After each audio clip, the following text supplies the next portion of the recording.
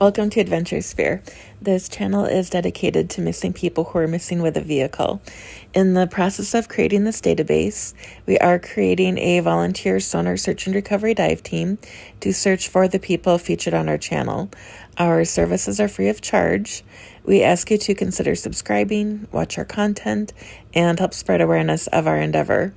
The National Suicide Prevention Lifeline can be reached by dialing 988 or 1-800-273-8255. Opal Darlene Dunn Fleshman goes by her middle name Darlene, then 42, is missing from Union, West Virginia. Her last date of contact was Saturday, September 15th, 2012, when she was seen leaving her home en route to Roanoke, Virginia. It's about an hour-and-a-half drive.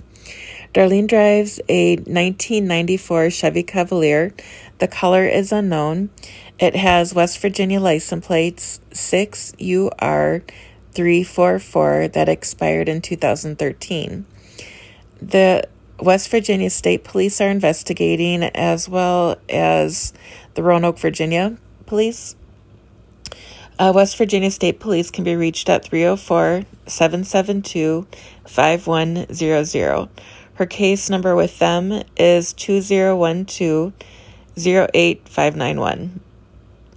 The Roanoke Police Department can be reached at 540-853-5959, and I do not have a case number for that location. Her birthday is January 10th of 1970. At the time of recording this video, she would be 53. Darlene is coping with diabetes and having seizures, and she wears full dentures. And then this database, it says that Darlene was last seen at the Apple Valley Motel in Roanoke, Virginia on September 8th, 2012, so a week prior. She's never been heard from again, but her belongings were located. She may be driving the 1994 Chevy Cavalier. She is from Monroe County, West Virginia. On her Facebook page, she stated that her grandmother passed away on February 6, 2011, so about a year ahead of time, year and a half earlier. I don't know if that affected her or not.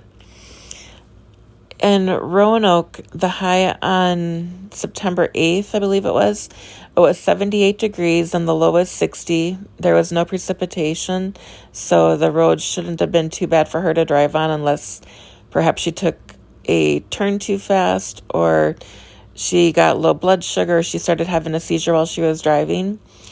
The sun rises at 7:03 a.m. and sunset at 7:28.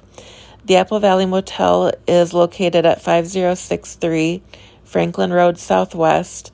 It is now permanently closed. It's all boarded up and everything. I do have some questions. If her friends or family members would see this and can track down any of this information and get a hold of me, it would really appreciate it, and it will hopefully narrow down our search areas. The most important one would be, what was her last cell phone ping coordinates? The police can subpoena the cell phone carrier to get those coordinates. And then what are her home and work addresses and the places that she'd frequent? What was her work schedule like? Did she have any time off requests put in? Did she resign anywhere? Does she volunteer anywhere, attend church? What hobbies is she into? Does she do group activities of any sort? Does she prefer to go out or stay home? An early bird or a night owl? Now, this is a little bit crazy, but I'm looking for her favorite colors, her favorite homemade food recipe, and then your favorite memories about or with her, what her passion is. Let's see here. Did she give any possessions away in the month or two before she disappeared? Does she prefer to drive on main roads or back roads? Does she drive at night? I don't think this one will play too much of a factor, but was there any road construction on her regular routes that had detours that might have taken her into unfamiliar areas? She may have been disoriented or just not seeing a water body right next to her and just drove into it without realizing. Have the Virginia or West Virginia police checked her license plate in the license plate reader systems? Did she make any calls to AAA, her mechanic, or her insurance carrier in a day or two before she disappeared? Were there any items she always carried or wore, jewelry, or her medications for seizures and diabetes? If she'd have a self-defense sort of weapon with her, it would be good to know those. So if we can recover her vehicle, we can look around it very thoroughly to make sure that nothing was left behind, getting into the wrong hands. Was she just conditioned to drive long distances? Within 3 days of her disappearance, was she diagnosed with a bladder infection or a urinary tract infection? And then what was the place of her last verified financial transaction? The date and time might help as well. I did have an obituary posted a little bit earlier in the video. It is for Opal Jo Cody of Wayside, West Virginia. She passed away April 27th, 2022. That woman is Darlene's mother. It seemed like on the Facebook page she was very close with her. So if Darlene is alive and well and sees this, I just want her to know about that in case she hadn't heard about it. Opal Jo Cody was born April 11th, 1943 in Weston, West Virginia. Her obituary said she was survived by her daughters Patricia, her husband Raymond, and then Opal Darlene Fleshman, who has been missing since 2012. She's interred at the Campground Cemetery in Wayside, West Virginia. And then I was also wondering, Darlene was last seen in Roanoke, Virginia on September 8th. Then her belongings were located. When they were found, did she still have her medications with her, or was her medications in with the belongings that were left behind someplace? And then the last contact was September 15th, and she was heading to Roanoke. So I'm wondering what her connection to Roanoke is, or are the dates mixed up? And then where and when were her possessions found? I know after a seizure, a person is usually very tired and weak for a day or two after. It would just be good to know the context of where her belongings were found. The places I'm about to mention are shared with my blessing, so Darlene can be reunited with her family, regardless who higher powers work through. The description box has our email address if you'd like to share insight on any cold case, know someone missing with a vehicle and would like them featured on our channel and searched for, or to donate equipment. The video of Google Earth has a measurement from our current best starting location and goes out to possible search areas.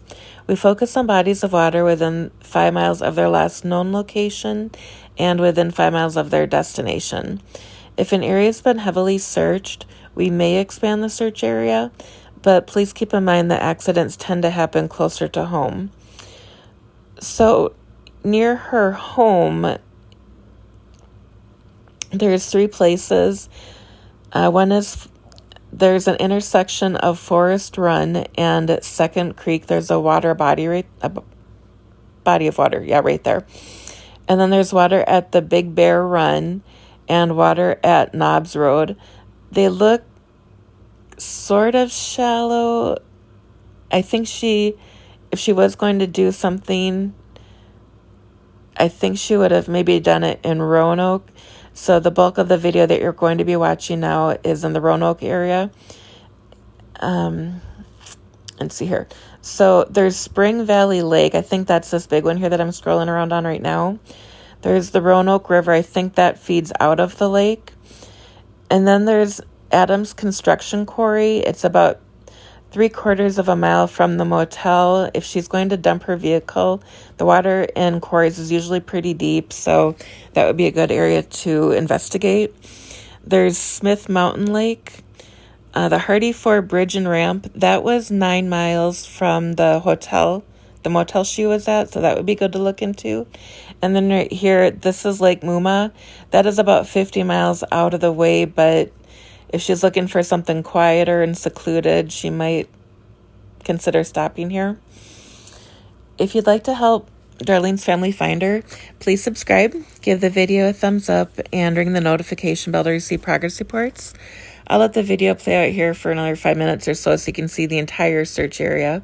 If you see something I missed, please let me know in the comment section below. Thanks for watching, stay safe, and remember that we love you.